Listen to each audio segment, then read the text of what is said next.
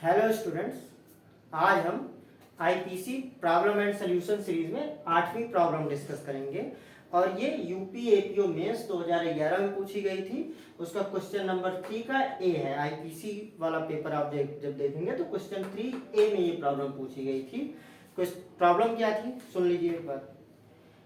A instigates B to commit theft in the house of C. B refuses. What offense if any has been committed by A? मतलब A B को instigate करता है C के घर में चोरी करने के लिए और B रिफ्यूज कर देता है, अर्थात B मना कर देता है। तो ऐसी स्थिति में B ने क्या अपराध किया है, ये क्वेश्चन पूछा गया था क्वेश्चन 3A में। अब यहां पे पहले तो हम देखते हैं ऑफेंस कौन सा बनेगा। तो ए जो है बी को एबेट करने के लिए लायबल होगा। तो A has abetted the offence of commission of theft. चोरी करने के लिए किया है तो एबेटमेंट भी इसका होगा थेफ्ट का। अब आइए जानते हैं एबेटमेंट क्या है और ये एबेटमेंट बन रहा है तो कैसे बन रहा है। तो section 107 of IPC deals with abetment of a thing. किसी वस्तु के दुष्प्रेरण से संबंधित प्रावधान सेक्शन 107 आईपीसी में किया गया है। अबेटमेंट वर्ड का सिंपल मीनिंग होता है टू इनकरेज और टू सपोर्ट। किसी भी व्यक्ति को कुछ करने के लिए प्रोत्साहित करना या उसको उसमें मदद करना, ये ऑर्डिनरी डिक्शनरी मीनिंग है। अब सेक्शन 107 ये कहता है कि कोई भी व्यक्ति किसी कार्य को अबेट करता है तीन तरीके हो सकते हैं। पहला, यदि वो किसी व्यक्ति को इंस्टिगेट करता है, किसी व्यक्ति को उकसाता है कोई कार्य करने के लिए, तो वो अबेटमेंट करता है, इसको कहते हैं अबेटमेंट बाय इंस्टिगेशन। दूसरा, वो 107 कहता है अबेटमेंट बाय कॉन्स्पिरेसी, षड्यंत्र द्वारा दुष्प्रेरण। तो अगर कोई व्यक्ति किसी व्यक्ति के साथ मिलकर के षड्यंत्र करता है और उसके परिणाम स्वरूप कोई अपराध कारित हो जाता है तो वो अबेटमेंट बाय कॉन्स्पिरेसी कहलाता है। और तीसरा है अबेटमेंट बाय इंटेंशनल एड, साहस सहायता द्वारा दुष्प्रेरण। मतलब किसी व्यक्ति को किसी कार्य को करते समय या उसके पहले अगर कोई व्यक्ति साहस सहायता पहुंचाता है ताकि वो उस अपराध को कर सके तो वो अबेटमेंट बाय इंटेंशनल एड के लिए लायबल होता है। तो यहाँ पे ए क्लियरली लिखा है इंस्टिगेट्स बी, तो ये इसका मतलब क्या हुआ, ये अबेटमेंट बाय इंस्टिगेशन है। ठीक, तो ये 107 का जो फर्स्ट वाला पार्ट है अबेटमेंट बाय इंस्टिगेशन, तो ए ने बी को इंस्टिगेट किया थेफ्ट करने के लिए, तो ये अबेटमेंट बाय इंस्टिगेशन है। अब ये कहता है कि बी ने रिफ्यूज कर दिया। तो अब यहाँ पे प्रॉब्लम ये आती है कि बी ने वो दुष्प्रेरित कृत्य किया तो नहीं, बी ने रिफ्यूज कर दिया, बी ने मना कर दिया, तो क्या इसके बावजूद भी ए लायबल होगा? तो इस मामले में सेक्शन 108 का एक्सप्लेनेशन 2 अप्लाई करता है। सेक्शन 108 एबिटर को डिफाइन करता है। तो सेक्शन 108 का एक्सप्लेनेशन 2 ये कहता है कि एबेटमेंट के लिए ये जरूरी नहीं है कि एबेटेड एक्ट कमिट ही हुआ हो या जो डिजायर्ड रिजल्ट था, मतलब एबेटर जो परिणाम प्राप्त करना चाहता है वो परिणाम प्राप्त ही हो, ये जरूरी नहीं है। तो एक्सप्लेनेशन 2 में पढ़ देता हूं, आप बेरेक से देख सकते हैं। ये कहता है to constitute the offence of abetment it is not necessary that the abetted act should be committed. दुष्प्रेरण का अपराध करने के लिए यह आवश्यक नहीं है कि जिस अपराध का दुष्प्रेरण किया गया है वो अपराध कारित ही हो। अब इसको एक्सप्लेनेशन 2 को हम यहां अप्लाई करते हैं। ए ने बी को इंस्टिगेट किया कि वो सी के घर में जाके चोरी करे, बी ने रिफ्यूज कर दिया। अब सेक्शन 108 का एक्सप्लेनेशन 2 यही तो कह रहा है कि एबेटेड एक्ट कमिट होना जरूरी नहीं, मतलब जिस व्यक्ति का दुष्प्रेरण किया गया है जरूरी नहीं है कि वो अपराध करे ही जिसके लिए उसको दुष्प्रेरित किया गया है।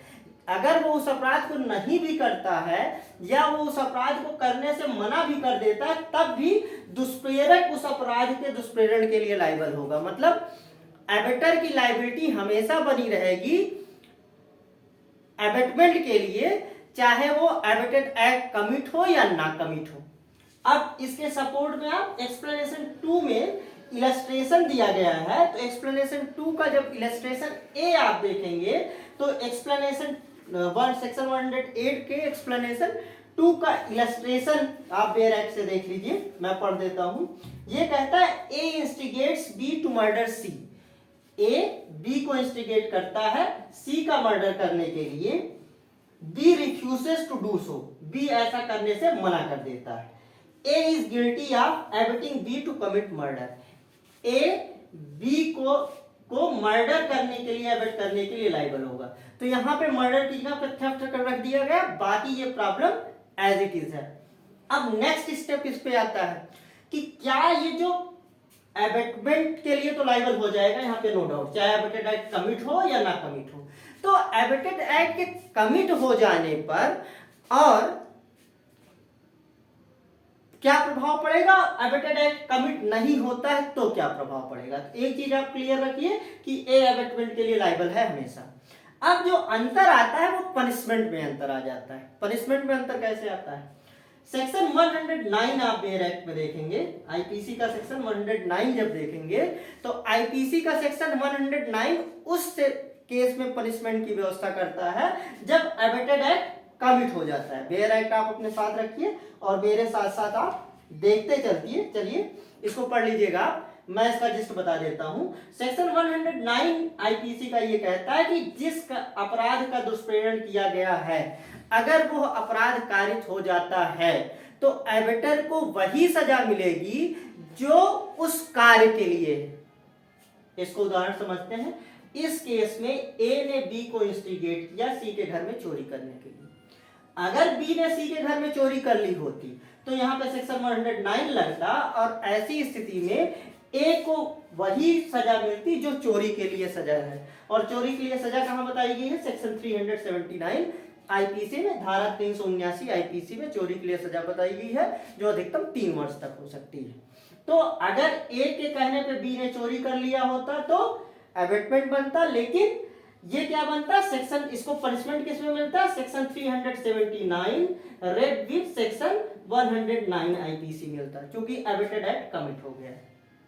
लेकिन जैसा इस प्रॉब्लम में क्या है, बी रिफ्यूज कर देता है। तो अगर एबेटेड एक्ट कमिट नहीं होता है तो क्या प्रोविजन है, तो जब एबेटेड एक्ट कमिट नहीं होता है तो उसके लिए पनिशमेंट की व्यवस्था सेक्शन 116 आईपीसी में की गई। और सेक्शन 116 आईपीसी ये कहता है कि अब अगर एबेटेड एक्ट कमिट नहीं होता है और जिस कार्य का दुष्प्रेरण किया गया है वो सर्टेन टर्म ऑफ इम्प्रिजनमेंट से पनिशेबल है या फाइन से पनिशेबल है, मतलब उसके लिए निश्चित अवधि के कारावास की व्यवस्था की गई है या जुर्माने की व्यवस्था की गई है। जैसे यहाँ पे चोरी के अपराध का दुष्प्रेरण हुआ है तो चोरी के लिए दंड का प्रावधान 379 में है, 3 वर्ष तक की सजा है, 3 इयर्स इम्प्रिजनमेंट है। तो सेक्शन 116 ये कहता है कि अगर एबेटेड एक्ट कमिट नहीं होता है और उस एबेटेड एक्ट के लिए जो पनिशमेंट है वो सर्टेन टर्म ऑफ इम्प्रिजनमेंट है, मतलब कुछ अवधि के कारावास का दंड है, मतलब मृत्युदंड या आजीवन कारावास से दंडनीय नहीं बल्कि कुछ वर्षों का कारावास की वहां पे व्यवस्था की गई है। तो उस केस में उस ऑफेंस के कमीशन के लिए जो सजा होगी, मैक्सिमम सजा जो होगी उसके 1/4 तक से पनिशेबल होगा। मतलब ए ने बी को इंस्टिगेट किया सी के घर में चोरी करने के लिए, अगर बी चोरी कर लेता तब ये एबेटमेंट का ऑफेंस बनता, लेकिन सजा 379 डेट विद 109 में मिलती, जो चोरी के लिए सजा थी वही सजा ए को यहाँ पे मिल जाती। लेकिन चूंकि बी मना कर देता है तो एबेटमेंट के लिए तो ये लायबल है। अंतर केवल इतना पड़ेगा कि उसका जो पनिशमेंट होगा वो सेक्शन 379 डेट विद सेक्शन 116 में मिलेगा।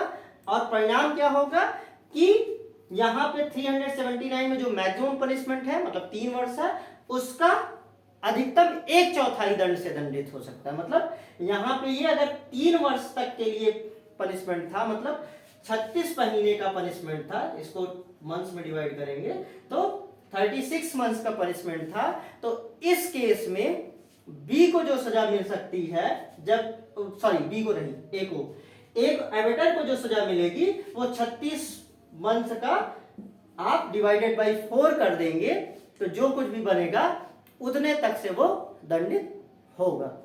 तो ये आज का हमारा डिस्कशन कंप्लीट होता है। आपको हमारे द्वारा दी गई जानकारी अच्छी लगी हो तो इसको लाइक कीजिए, अन्य लोगों के साथ शेयर भी कीजिए। अगर आपने हमारे चैनल को सब्सक्राइब नहीं किया है तो इसको सब्सक्राइब कर लीजिए।